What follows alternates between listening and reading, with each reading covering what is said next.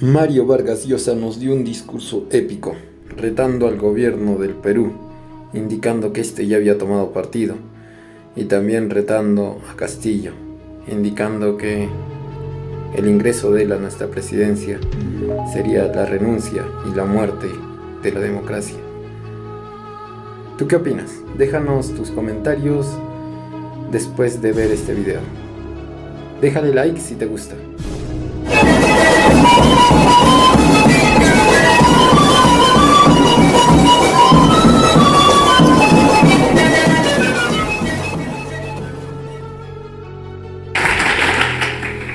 Muestra hasta qué punto la oposición al gobierno, porque claramente el gobierno ha tomado partido en estas elecciones por el candidato aparentemente humilde de los sectores más desfavorecidos del país, una imagen que se ha repetido internacionalmente y que en cierta forma patrocina las informaciones que leen los ciudadanos prácticamente en todo el mundo.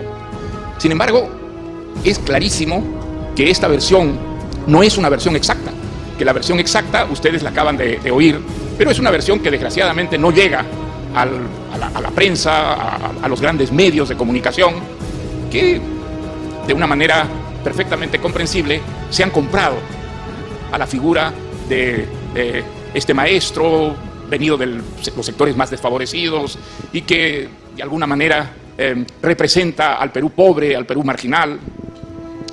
Bueno, yo le he hecho una pregunta a Daniel y él ha mencionado los partidos políticos que se han sumado a esta protesta que él encabeza. Esos partidos son todos los partidos democráticos peruanos. Prácticamente no hay excepciones. Son los partidos que luchan por la democracia, que luchan por la libertad y que son conscientes de que si el candidato que representa el gobierno peruano toma realmente el poder, la democracia y la libertad habrán desaparecido del Perú, como ha ocurrido en Venezuela, como ha ocurrido en Cuba, como ha ocurrido en Nicaragua. Eso es lo que está realmente en debate en el Perú. La democracia, la libertad de un costado y de otro lado el autoritarismo, el totalitarismo representado ejemplarmente por Venezuela. Hemos escuchado aquí lo que significa el totalitarismo, lo que significa el autoritarismo, la brutalidad que se ha instalado en ese país que fue, en algún momento, no lo olvidemos, el ejemplo de toda América Latina. 5,5 millones de venezolanos han salido de ese país para no morirse de hambre, para buscar un empleo en los países vecinos, y el Perú, por ejemplo, tiene cerca de 1 millón de venezolanos, se dice, a los que ha dado hospitalidad, en tanto que un país como Colombia ha dado aparentemente hospitalidad a cerca de 2 millones de venezolanos. Eso es lo que queremos para el Perú. Es eso lo que queremos para el Perú. Clarísimamente, el presidente y propietario, el señor Cerrón, del partido que ha lanzado a este maestro de chota, aparentemente de segundo nivel, quieren eso. El modelo es Venezuela y lo han dicho de una manera muy explícita durante la campaña electoral en testimonios que ahora aparecen en la prensa peruana. El señor Cerrón, que vivió 10 años en Cuba y ahí se recibió de médico, lo ha dicho de una manera literal. Nosotros somos marxistas, leninistas, mariateguistas y si tomamos el poder no lo vamos a devolver, aunque perdamos las futuras elecciones, pero seguramente no las perderán, como Maduro jamás va a perder una elección. Él está allí para ganar elecciones y la fórmula la conocen perfectamente los marxistas, leninistas, mariateguistas, como se ha declarado el señor Cerrón, el inventor de la candidatura de Pedro Castillo. Eso es. No se trata, digamos, de una lucha entre la hija de un dictador como es Keiko Fujimori y Pedro Castillo. No, se trata de una lucha entre la libertad democrática y el totalitarismo, el marxismo-leninismo encarnado en Venezuela, donde el señor Cerrón ha estado muchas veces y desde donde yo tengo la impresión, aunque no podría probarlo, se ha dirigido prácticamente la elección peruana. Entonces, es muy importante esta batalla y es una batalla que se ha comprado el pueblo peruano.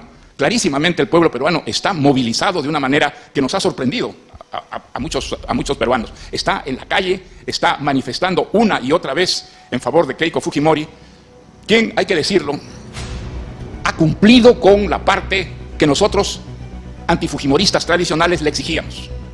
Le exigíamos que se comprometiera a respetar la legalidad y entregar el poder a los 5 años exactamente que señala la ley. Lo ha repetido indefinidamente una y otra vez a lo largo de todas sus declaraciones. Le pedimos que, como había prometido indultar a su padre, no indultara al hombre fuerte de toda la dictadura que representa el señor Montesinos, que está cumpliendo 25 años de cárcel en el Perú. Lo ha repetido indefinidamente en todas sus declaraciones. Dicho sea de paso, las personas representativas de la dictadura de Fujimori no han aparecido para nada en la campaña de la señora Fujimori. En cambio, han aparecido los antifujimoristas tradicionales, que hoy día forman parte del equipo de gobierno que ella quiere llevar al poder. De tal manera que la señora Fujimori ha cumplido con la parte que le competía en estas elecciones.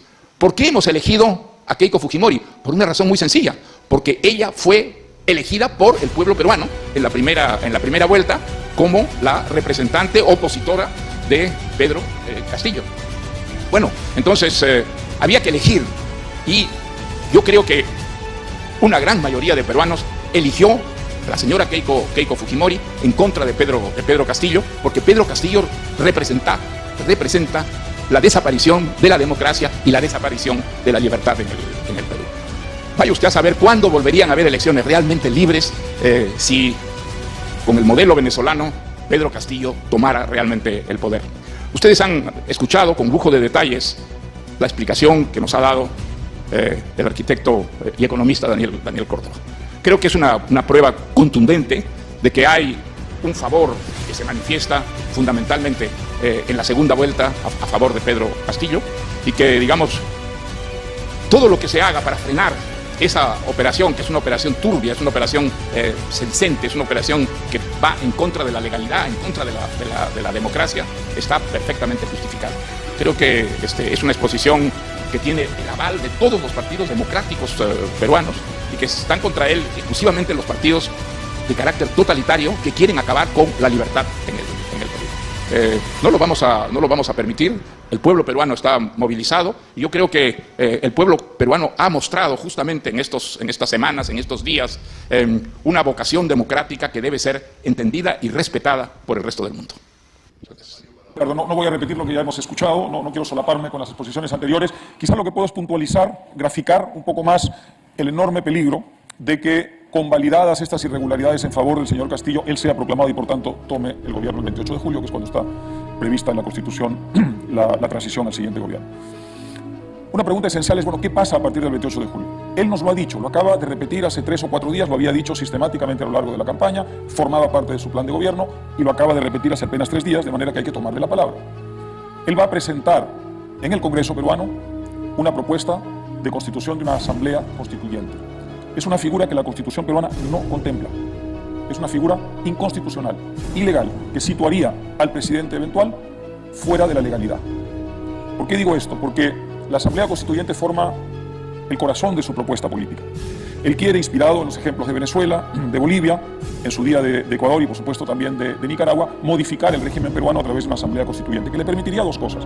Primero, liquidar al Parlamento que ha sido elegido en las mismas elecciones en las que él pasó a la segunda vuelta. En la primera vuelta electoral se elegía, además de candidatos presidenciales, al futuro Parlamento, el Parlamento que entra en funciones precisamente en julio. Esto implicaría la abolición automática de ese Parlamento, y por tanto su sustitución por un Parlamento distinto llamado Asamblea Constituyente, que tendría las 2 funciones, la de crear, suscribir una nueva Constitución y al mismo tiempo reemplazar, por supuesto, un Parlamento que dejaría de tener razón de ser. Esto es lo primero. Lo segundo es que esa Asamblea Constituyente modificaría el régimen político peruano y el sistema económico peruano, concentrando en él, en el gobierno, todo el poder político y todo el poder económico, exactamente a la usanza del socialismo del siglo XXI. De manera que esto es importante entenderlo. Si el señor Castillo es proclamado, si el señor Castillo toma el poder, él va a presentar esta propuesta el mismo día en que tome juramento. ¿Qué posibilidades de frenar esta operación golpista? No son muchas. ¿Por qué lo digo? Porque a pesar de que en ese nuevo Parlamento habrá una mayoría opositora a él, me estoy situando en la hipótesis de que es proclamado y asume el gobierno, a pesar de que en esa hipotética circunstancia habría una oposición mayoritaria en el Congreso, las vías que tiene Castillo para sortear ese obstáculo son múltiples. Hemos tenido prueba de ello esta misma semana.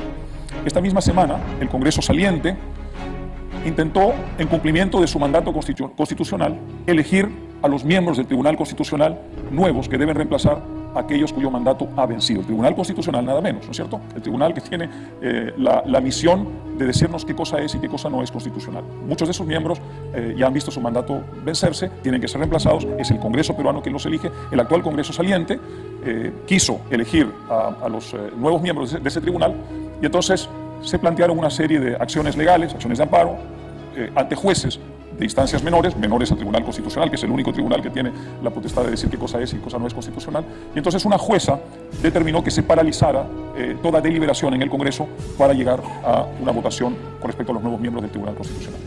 Esto significa que hay en el sistema peruano hoy algo tremendamente peligroso, que constituye el germen de la abolición de la separación de poderes.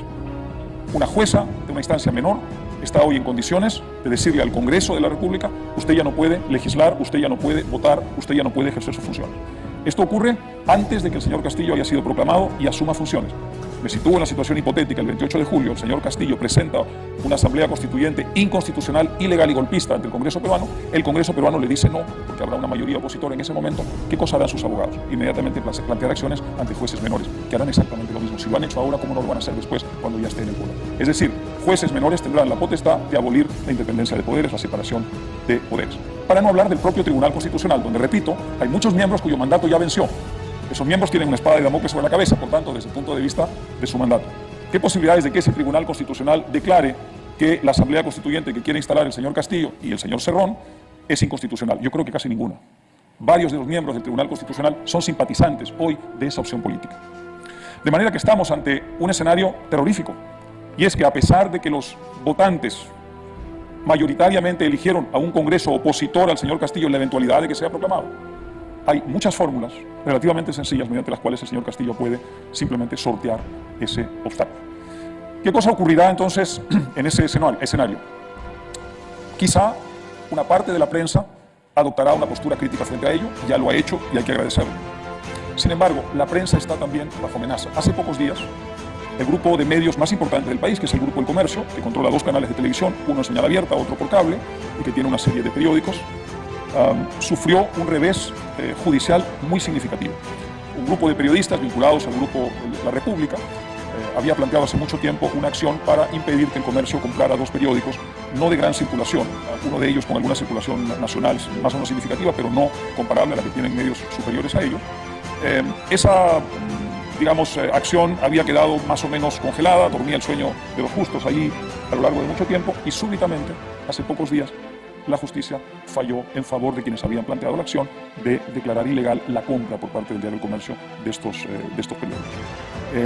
Yo me sitúo en el escenario de un Grupo El Comercio, por ejemplo, para citar solamente el Grupo El Comercio, que es el más importante, oponiéndose a la instalación de una asamblea constituyente ilegal, inconstitucional y golpista, y yo lo que creo es que vendrán acciones legales contra el Grupo El Comercio. Es bastante sencillo que eso ocurra, porque parte del grupo que está sosteniendo, el grupo mediático de la República, que está sosteniendo hoy a Castillo y a Cerrón y que está respaldando estas propuestas inconstitucionales e ilegales, tiene el 25% hoy de la televisión de la que el Grupo El Comercio es accionista mayoritario. Una simple acción legal con cualquier pretexto podría al día de mañana otorgarle al Grupo La República la mayoría de las acciones de la televisión. Yo creo que eso es lo que está en camino y, por tanto, habría sido abolida la oposición parlamentaria y habría sido abolida la oposición mediática. Quedaría la calle, ¿no es cierto? La calle que estaba movilizada desde hace algunas semanas, como se ha dicho aquí, en números sorprendentes, masivos, evidentemente reflejando lo que es un pánico, un pavor en un sector muy significativo del país frente a la eventualidad de que se instale en Perú un régimen de izquierda radical.